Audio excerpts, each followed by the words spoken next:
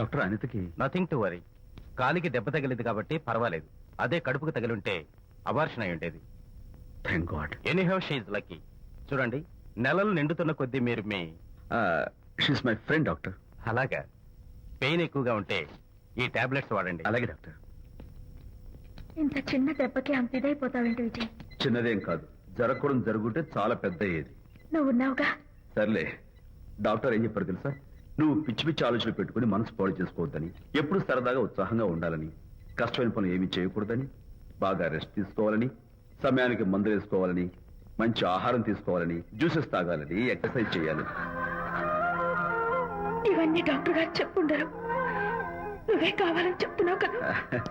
Of course, ఇందులో doctor చెప్పిన కొన్ని, నేను కల్పించి చెప్పిన కొన్ని. ఈ డెకరేషన్ అంతా ఎందుకో తెలుసా? నా కొత్త ఫ్రెండ్ కోసం. కొత్త కొత్త ఫ్రెండా? నేను కాకుండా? ప్రస్తుతం నీ కడుపులో రెస్ట్ తీసుకుంటున్నాడు. రేపు బయటకు వచ్చాక నా చెవి పట్టుకుని, ఎరా భడవా, మా అమ్మ నీ బెస్ట్ ఫ్రెండ్ అంటావే, మరి తను ఎలాగైనా చూసుకోవటం, నువ్వు చేసిన తప్పు శిక్ష ఉండో తెలుసా? నేను నీ బట్టల మీద, ఆ తర్వాత నీ మీద పోసేస్తాను అన్నాడు అనుకో, ఆ అత్తల సువాసనలకి, ఆ గుహాళింపులకి నేనేమైపోవాలి, నా బట్టలేమైపోవాలి. కాబట్టి అమ్ముడు, నా లిటిల్ ఫ్రెండ్ కోసం ఇక్కడి నుంచి నువ్వు నా మాట వినాలి, తప్పదు. ఓకే విజయ్, నువ్వు నా తోడు లేకపోతే నేనేమైపోయేదాన్ని. నీ ప్రేమ అభిమానం చూస్తుంటే నాకేమనిపిస్తుందో తెలుసా?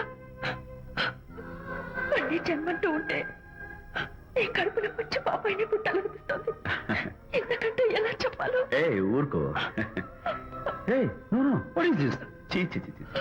మా అనిత ఎప్పుడు ఇదొకటి అనితలాగే సరదాగా, హుషారుగా, అల్లరి చేస్తూ, గోల్ చేస్తూ ఉండాలి. Okay, come on, Chira. That's good. Come on, let's go. రా తల్లి రా. అల్లుడితో చెప్పకుండా అలిగొచ్చేసావా? చాలా మంచి పని చేశావు. నా కడుపున పుట్టినందుకు నేను గర్వపడుతున్నాను. దానికి కారకుండైనందుకు నేను సిగ్గుపడుతున్నాను. ఆడపిల్ల అడిగి అత్తవారి నుండి వచ్చేస్తే 4 మంచి మాటలు చెప్పి పంపించాల్సింది పోయి జనకేసుకొస్తావా వేరు పెనుగా అన్నాడు సుబ్బాయమ్మ భర్త తన భార్యతో. శాంతి, శాంతి. అల్లుడు గారా, రండి రండి. ఏమిటి శాంతి, మాట మాత్రమే చెప్పకుండా వచ్చేసావు? మాట వినని మనిషితో చెప్పి రావాల్సిన అవసరం నాకు లేదు. సర్లే, పద ఇంటికి. ఏ ఇంటికి? మన ఇంటికి. ఇల్లాలి మాటకు విలువలేని ఆ ఇల్లు, దాని ఇల్లు ఎలా అవుతుంది? మీరు ఆపుతారా? శాంతి, నువ్వు చిన్న విషయాన్ని పెద్ద విషయం చేస్తున్నావు. చిన్న విషయమా? ఇది చిన్న విషయమా? పెళ్లిలో అది మీతో రాసుకు పూసుకు తిరుగుతుంటే చిన్న విషయం అని సరిపెట్టుకున్నాను. నట్టి నడి బజార్లో మీరు దాన్ని కౌగులించుకుని ఓదారుస్తున్నానని చెప్తే చిన్న విషయం అని సర్ది చెప్తున్నాను. ఇప్పుడు నా కౌగులి కంటే దాని లోగిలే ముఖ్యం అనుకోవడం చిన్న విషయం అని నేను అనుకోవట్లేదు. శాంతి, ఆ రోజు నాతో షిడ్నీ షెల్డన్, జెఫ్రీ ఆర్చర్స్ నవలు చదివేదాన్ని, ఆ మాత్రం నాకు తెలియదా అన్నావు. అంతంతలా పుస్తకాలు చదవడం కాదు, మనుషులను చదవాలి, వాళ్ళ మనసుల్ని అర్థం చేసుకోవాలి. బయలుదేరు. అబ్బో, ఇప్పటికే నిన్ను నీ ఫ్రెండ్ ని ఎక్కువగా అర్థం చేసుకున్నావు. అందుకేనండి చాలా ఎక్కువగా మాట్లాడుతున్నారు. ఏమిటి ఎక్కువ? ఇది మా మొగుడు పిల్లల మధ్య సమస్య, మీరు అనవసరంగా జోక్యం చేసుకోకండి. ఇప్పుడు సమగా ఉందా? శాంతి, ఇంతకీ నువ్వు ఇంటికి వస్తావా రావా? వస్తాను, కానీ ఒక కండిషన్ మీద అయితేనే వస్తాను. ఇక మీరు అనితింటికి వెళ్ళకూడదు, తనతో మాట్లాడకూడదు. అంతేకాదు, మీ ఆ ఫ్రెండ్షిప్, ఆడ ఫ్రెండ్షిప్ పర్మనెంట్ గా కట్ చేసుకుంటేనే వస్తాను. శాంతి, మీరిద్దరు నాకు 2 కళ్ళు లాంటి వాళ్ళు, అందులో కన్ను పొడి చేసుకోమడి ఎలా?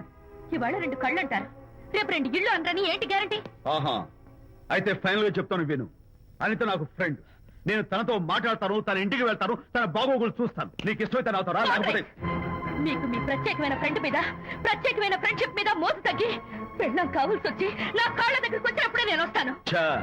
నీకు అంత డెకరేషన్ లేదు. పవిత్రమైన స్నేహానికి అర్థం తెలుసుకుని, భర్త లేని ఆడదాని బతుక్కి అర్థం లేదని గ్రహించి నువ్వే వచ్చి నా కాళ్ళు పట్టుకుంటావు. Mind it.